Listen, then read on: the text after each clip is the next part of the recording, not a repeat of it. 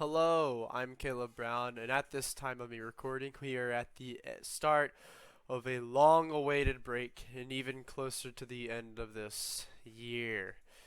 You know how that's been. Well, now, today I'm going to cover some bad news, something that we're all familiar with stress. And with that, some good news how we can conquer that stress and alleviate that stress through the use of mindful meditation. Now, there's more than one way to get rid of stress, but today we're going to cover mindful meditation and its interactions with stress. So, before we go into how to alleviate stress, we must cover what is stress, as like its basics or its psychological meaning. Well, stress is not exactly a bad thing. It's a psychosomatic response. It exists. It comes from an existing event or factor. It's called a stressor in psychology. There are many stressors. Three main types. Well, one of them really falls under the other, but three types. You have daily hassles, acute stressors, and chronic stressors. Um, Daily hassles. This is like your morning commute or homework for deadlines for projects that keep on appearing. Acute stressors are severe stressors, a new challenge, something that's unfamiliar, or even extreme like war. These are all acute stressors. Well, war is more of environmental, but for the sake it's acute stressor. Now, chronic stressors fall closely in line with daily hassles. These are stressors that appear often in, in repeating frequency. Now, daily hassles, you experience this on a day-to-day basis. This will be a chronic stressor. However, some chronic stressors, if they're severe, they can intertwine with acute stressors. If you are in a war-torn country and you don't leave, that could be one of your chronic stressors. So, really, it ranges from severity and frequency. Now, you see here a diagram between the acute and chronic stresses at the bottom right. That these, oh, oopsie, these give you a good idea of what stressors fall under each different type of stress. Now, stress isn't necessarily a bad thing. In moderate amounts, stress can be helpful for a person. It can help a person grow or achieve a goal that they've been looking forward to.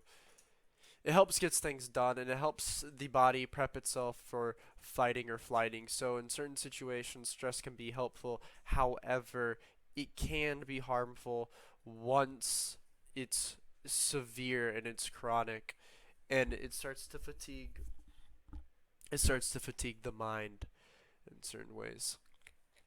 Now, severe chronic stress, it can have extremely negative side effects of these. Sorry. Of these, it includes depression, heart disease, obesity, high blood pressure, anxiety. The last one's thought to be a lasting effect of the stressor. So, post stressor is accomplished. So, like a roach is on the floor, you kill the roach, or the roach runs away, you'll have anxiety that that roach is still around. That's the lasting effect of the stressor that the mind causes. That's just what it's thought to be. Another side effect of stress I did not put on here: when under extreme stress, some people just drop dead. So it is very important to moderate stress, at least whenever it's at these levels. Now there's many ways to control and moderate these to moderate stress. I'm sorry I had to cut there, but as I was saying, everyone's stressed, right? And this takes me to my next point, and the real reason, or maybe not just the real, but the main reason why I decided to take on this as my presentation from the discussion post is everyone seems to be stressed. And this year it makes sense, but it has just been an overall trend seeing mainly younger people, but everyone, my age included in that younger group, but everyone's stressed, right? And on the left here is a survey from 2012 titled Stress in America. Here you can see the younger the graph here from generation. So this is the youngest generation being your millennials.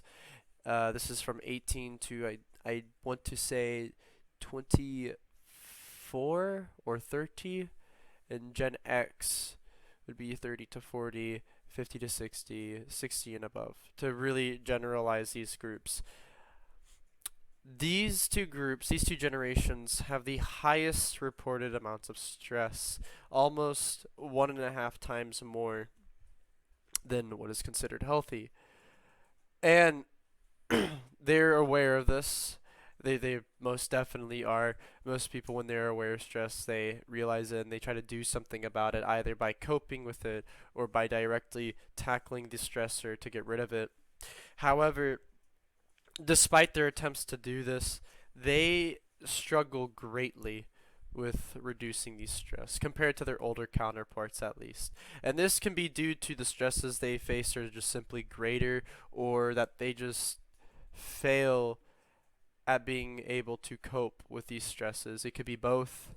It could be something different. Those two are about a generalized reason of what I can give about why these two would be the highest. They do have more opportunities, more weight on their shoulders. Their neurochemistry is different, or brain chemistry. There's lots of things to consider in that regard.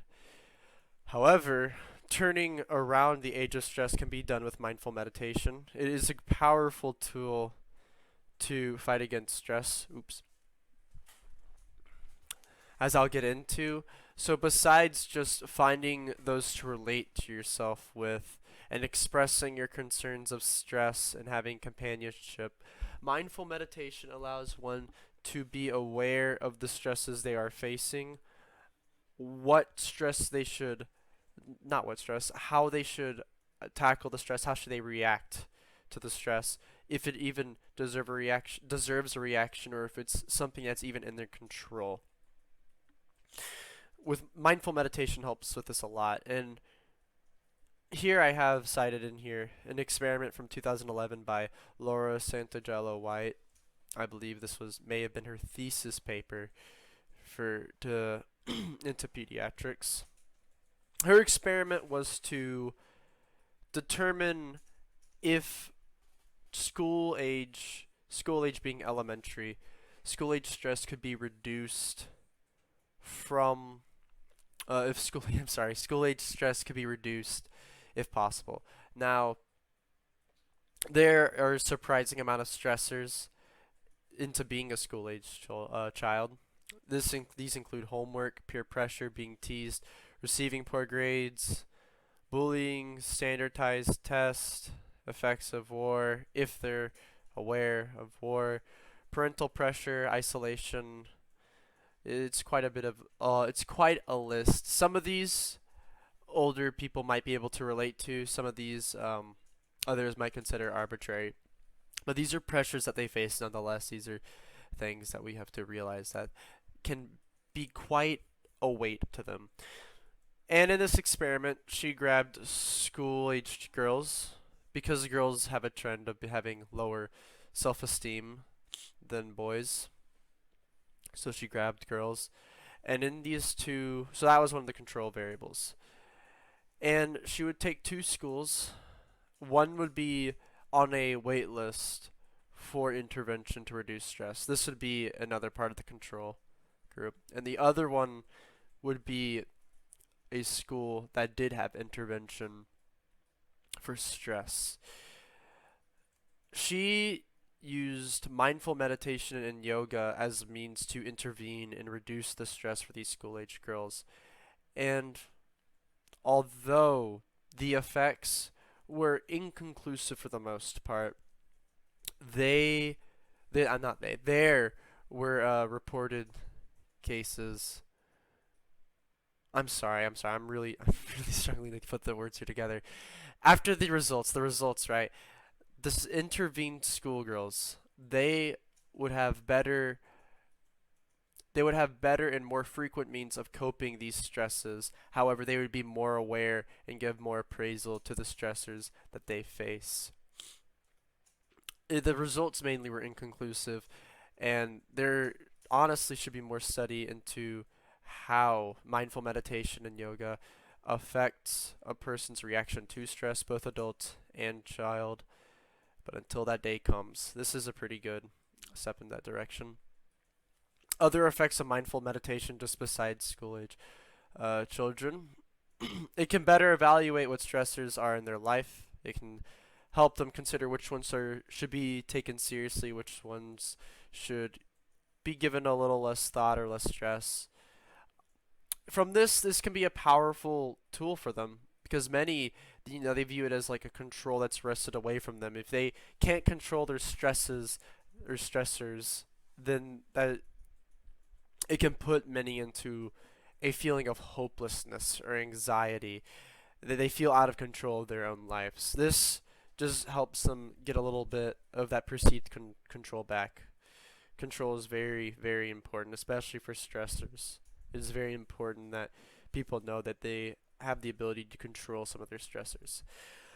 Mindful meditation can also decrease the other dangerous effects brought upon by stress. And mindful meditation can make one more aware of their own feelings or thoughts. This can help them in conversation and be more open to others. As a part of mindful meditation, you have to be neutral in judgment to other responses or thoughts. Mindful meditation can equally induce optimism for the future and one's world. So there is great importance in using mindful meditation to reduce stress in one's life. It's one of the very nice ways to reduce stress. I've tried it a few times. I'm trying to get into a habit of doing it. I find it quite enlightening. So in conclusion, stress is a normal reaction to a stressor. Stress comes in many forms, but there are two main forms: acute stressors and chronic stressors. Daily hassles falls most of the time into chronic stressors. Although severe chronic stress can be a bad thing for a person, stress can be helpful with the right mindset. And with stress alone, one can be able to achieve their goals. Mindful meditation can make those who are stressed more aware of their stressors and better help them with their coping of stress. Mindful meditation can also reduce the age of stress. The age of stress being what we all experience. Now, that's it. Thank you very much for watching this presentation, and I hope you have an amazing Thanksgiving break. Take care.